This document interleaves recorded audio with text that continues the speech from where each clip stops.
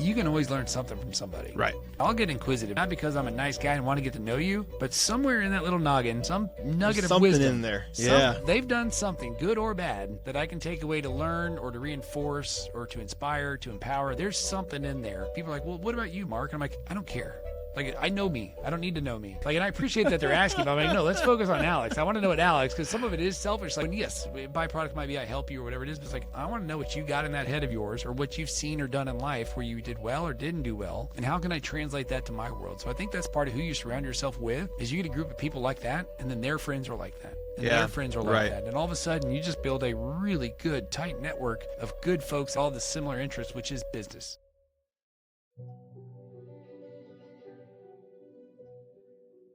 I like how polar opposite we can be sometimes. We're good like that. Yeah. Speaking of... Or we got emotional problems.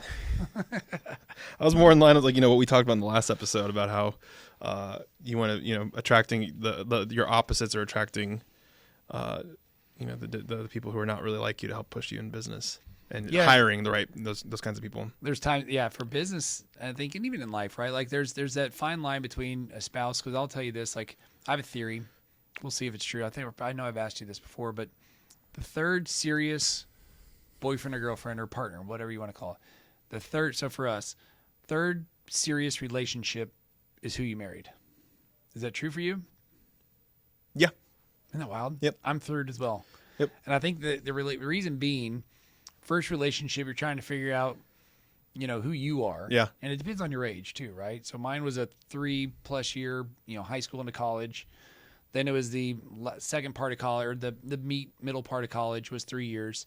And that's where I was trying to figure out who, what I want in somebody else, right? The first one, you're figuring out who you are and what a relationship looks like. The second one, you're trying to figure out maybe like, a little bit of both. Like what a relationship would look like. Once you've kind of defined who you are. And again, age is different too, right? Somebody dating at the age of 40 is going to be different than 20. Yeah, for sure.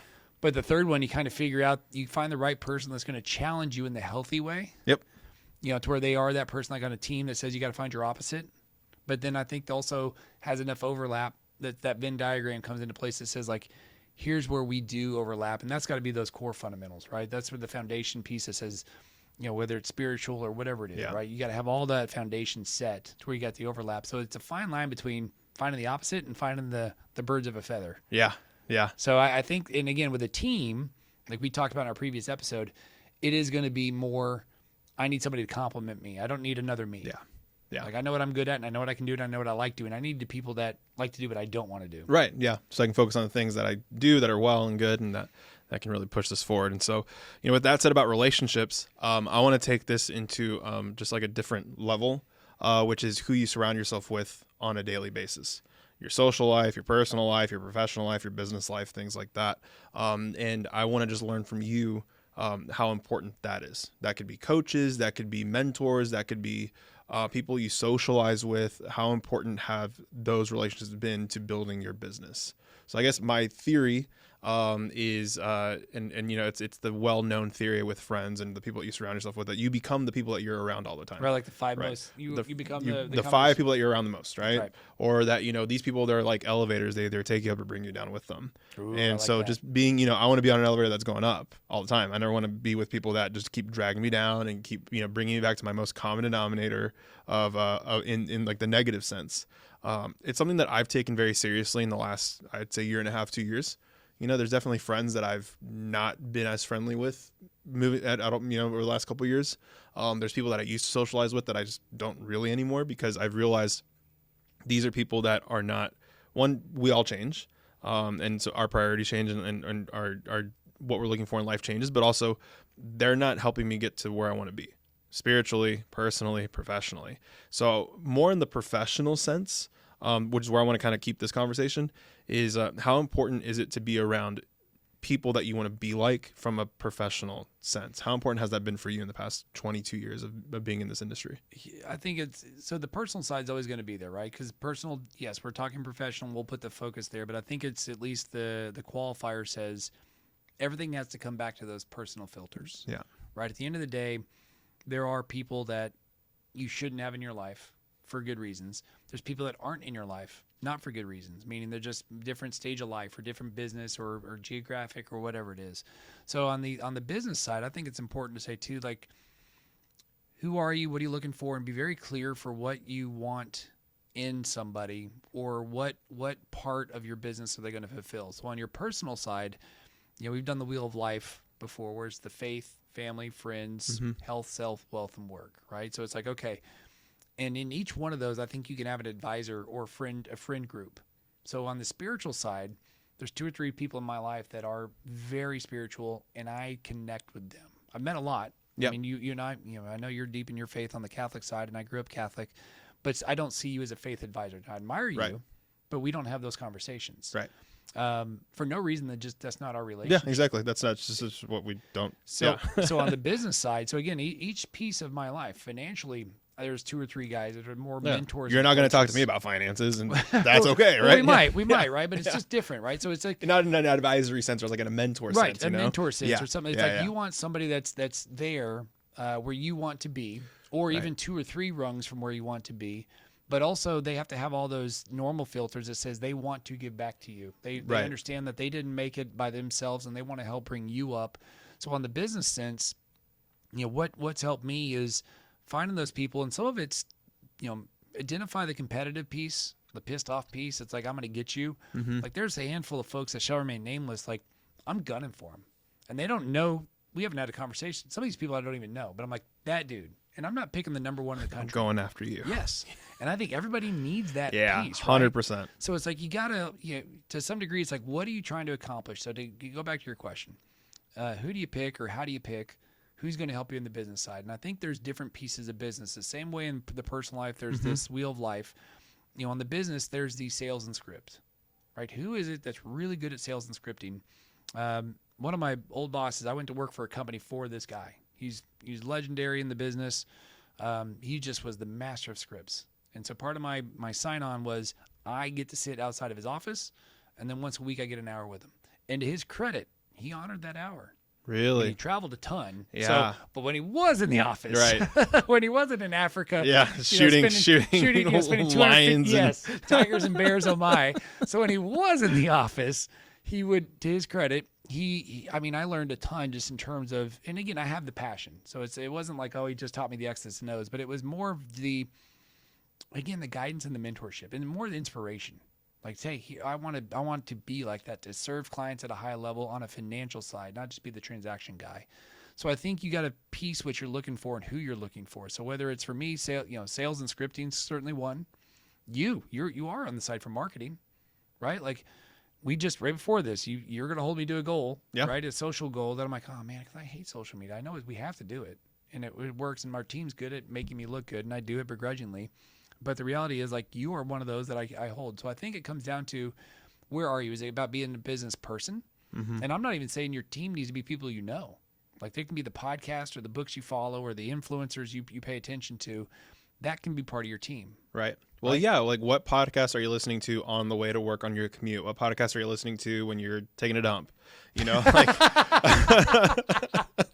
Okay, we're getting real. Yeah, no, but it's true. Like, the stuff that you put in your head, that's going to influence you too. And so, yeah, if you're listening to like 20 different things and applying 0 of them into your life, you're wasting your time. Why don't you just pick 1 or 2 that you're going to listen to religiously every day and implement one little thing every day? I mean, that's become me and Alex Hormozy. I listen to that dude pretty much every day, but I implement something from him every single day, and I can say that he's been responsible for a lot of the growth in my business. Huge. He doesn't even know me, and he doesn't even care about me. That's not the point. That's the magic of today's world, right? Yep. With content creators putting out that type of information on a regular basis, where all you need is a nugget. Like, you and I don't need to make massive, most people don't. Right. Most people don't need to make massive overhauls. We just need to know that we are either staying on course, right? Because a lot of times they can just course correct and say, hey, you need to stay over here and stay in your lane. And don't go chasing this, shiny penny. Some of it may be tweak this or do that. Right. Right. Because in my world, there's 3 ways to increase your income. It's, get a bigger loan amount. Yeah, bigger loans. Or, something with compensation, right? Either increase your comp or your loan amount. But really, it comes down to fundamentally two for everybody. Get more leads or convert better.